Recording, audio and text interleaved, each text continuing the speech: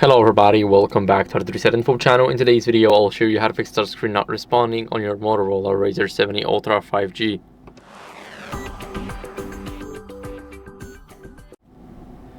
So first we want to remove the case because it can cause a lot of interference. Now we're not removing the screen protector since the phone comes with a pre-applied good screen protector, because if we take it off then we may void our warranty and we definitely do not want that.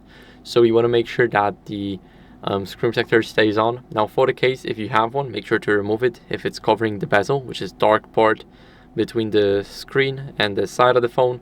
If it's going over the screen, then this can happen, like you won't be able to touch anything. So make sure to remove the case and see if that works better. And of course we want to clean our screen with a microfiber cloth. So I got the cloth right here.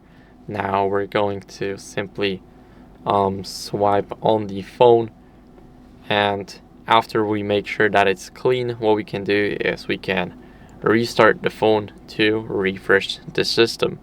So we're gonna go over and now let's press the power button, the volume up button, and tap on restart.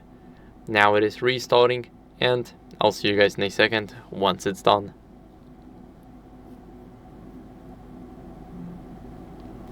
Now after the restart, what you guys want to do is go over into the settings, and in the settings we want to update our software. So scroll down onto see system updates.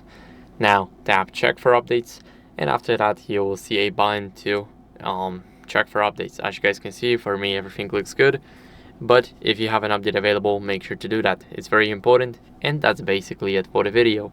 So I hope it was helpful. If it was, then leave a like, subscription, and a comment, and I'll see you in the next one. Bye.